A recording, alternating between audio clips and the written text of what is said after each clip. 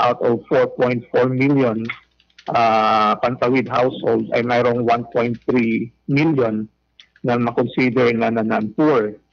Yung share ng Region 5 is around 105,000 based sa lumabas na data. Makikumusta po kami dito sa Bicol Region kung may data ba kayo ng listahan ng mga kailangan na talagang alisin sa 4Ps po, RD?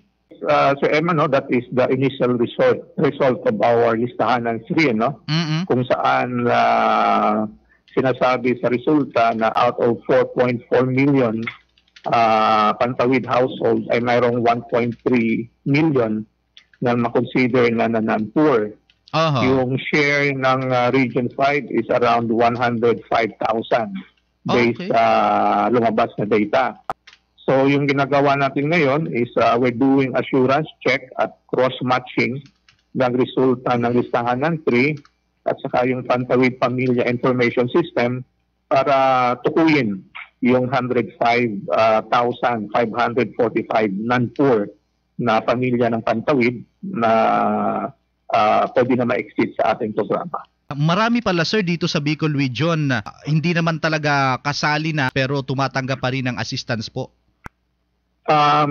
Sir Eman, alam natin na yung listahan ng 3 nangyari noong 2019. Opo. That is before the pandemic. So still we are confirming cross-matching as part of our case management. Baka may nag-slide back pa sa 105,000 na to. At alam natin na ang epekto ng pandemic, so tingnan pa rin natin as part of our case management before we can sabihin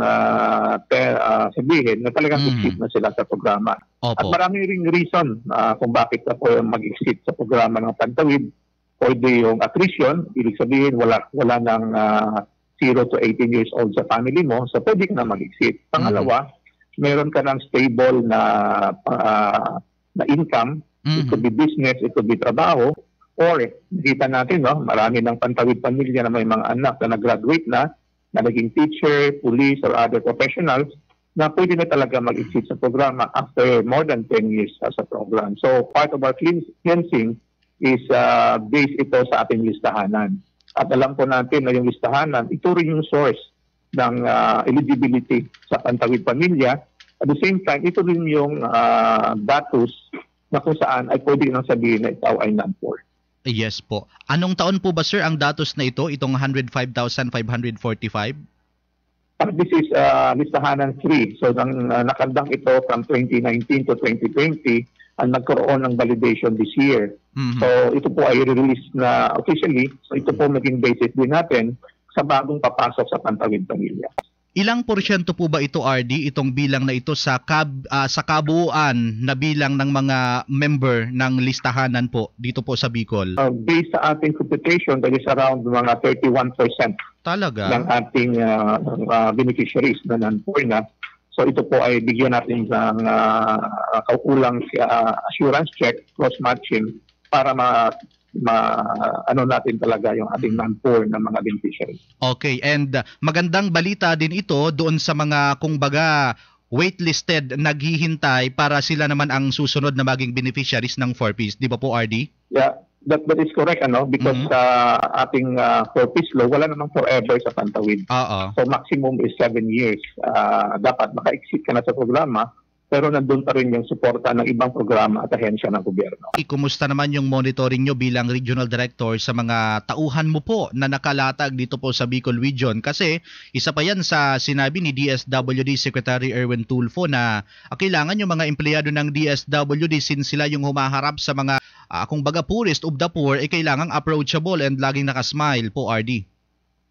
That is correct, no? As public servant, kailangan talaga ng tamang approach sa pag-manage ng ating mga kliyente, at the same time pagbigay ng mga assistance. So we keep reminding our staff regarding the announcement din ni Secretary Tulfo na maging magalang, una, respeto, at bigyan dignidad ng ating mga kliyente. Balik tayo dito sa mga 4Ps beneficiaries. Baka nakakalimot sila sa kanilang mga responsibilidad bilang 4Ps member. Ano po ang ating maipapaalala sa kanila po, RD? Tama yung tanong na kailangan pa rin sa ating mga pantawid pamilya ay to follow yung kontrata, ang ating mga conditionalities being member ng pantawid.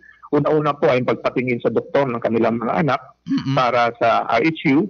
Pangalawa po yung ang education, ang pagpaaral ng mga anak, at least nakita natin medyo mataas naman, around 90+% naman yung compliance. At pangatlo, yung pag-attend ng ating mga family development session.